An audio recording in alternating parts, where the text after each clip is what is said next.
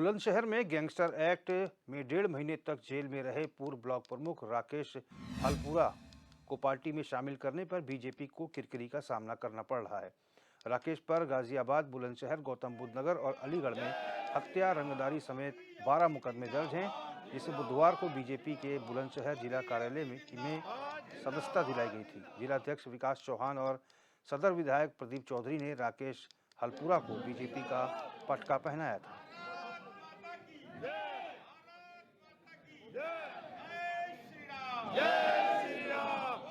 मैंने समाजवादी में काम किया है, लेकिन जो चीज़ भारतीय जनता पार्टी में है और हमारे जो माननीय मोदी जी हैं, हमारे मुख्यमंत्री जी हैं, हमारे यहाँ का संगठन है, जो काम वो करते हैं उस पार्टी में कभी नहीं हो सकता।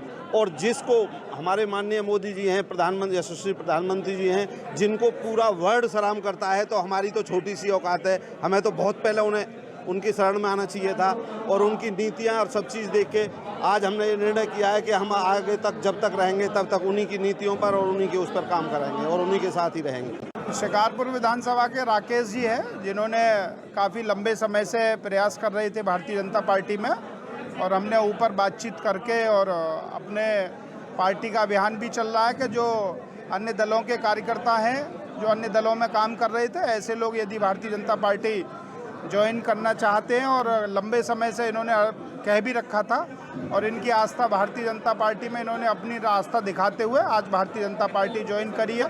भाई, भारतीय जनता पार्टी का ज्वाइनिंग का कार्यक्रम चल रहा है, इसे देखते हुए आदरणीय प्रदेश के और ये देश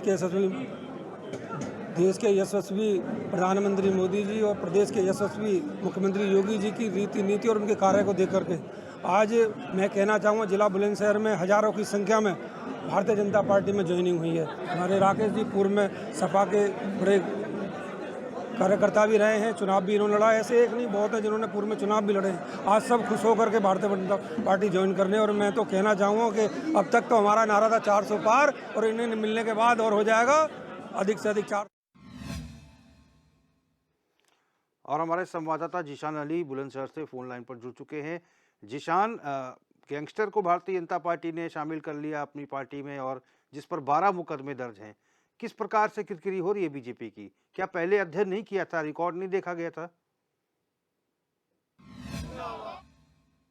तरह से भाजपा सरकार में एक तरीके का जो गुंडे हैं, जो बदमाश हैं, जिन पर गैंगस्टर लगी हुई है, उनमें एक तरफ दहशत देखी जाती है कि कहीं ऐसा ना हो कि हमारा नंबर भी बुलडोजर द्वारा हमारी संपत्ति पर आ जाए। और एक तरफ ये बुलंदशहर में नया मामला ये निकल करके आ रहा है, जो गैंगस्टर राकेश हलपुरा है, उस पर 12 मुकदमे गंभीर धाराओं में अलग अलग जनपदों में और जिला बुलंदशहर के अलग अलग थानों में दर्ज हैं। उसके बावजूद भी जो यहाँ के बुलंदशहर के सदर विधायक हैं, उसको हजारों की संख्या में लाते हैं और बीजेपी ज्वाइन कराते हैं बड़े शोर से। जिस तरह से गैंगस्टर राकेश पर बुलंदशहर में मुकदमे दर्ज हैं, तो या तो ये हो सकता है कि यहाँ के जो विधायक हैं वो आगे ना बता पा रहे हों अपने मुख्यमंत्री को कि ये एक गैंगस्टर है, और इस पर प्रशासन द्वारा कार्रवाई भी हो चुकी है। जी राकेश। जिशान, अब क्या पार्टी ने मन बनाया है? क्या पार्टी कुछ निर्णय लेगी कि भाई इनको बाहर का रास्ता दिखाया जाए? बिल्कुल रोहित, देखिए जिस तरह से बुलंदशहर के सदर विधायक हैं वो उसको शपथ एक तरीके की दिला रहे हैं पार्टी ज्वाइन करने की, यानी खुशी मनाई जा रही है। हजारों की तादाद में लोग इकट्ठा करे गए, फूल मालों से उसका स्वागत किया गया। और ये जो गैंगस्टर राकेश हलपुरा है, भाजपा में शामिल होने पर देख सकते हैं तस्वीरों में किस तरह से शोरगुल करा जा रहा है, खुशियां मनाई जा रही हैं।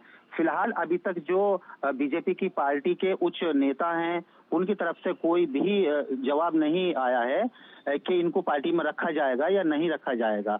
लेकिन जिस तरह से अपनी छवि में बीजेपी बनाए हुए है और गैंगस्टरों पर कार्रवाई कर रही है, तो हम बताना चाहेंगे, लगता नहीं है कि जो ये गैंगस्टर है इसको पार्टी में रहने का मौका मिल पाएगा, जिस तरह से बीजेपी लेकर के अपने ग्राउंड को चल रही है।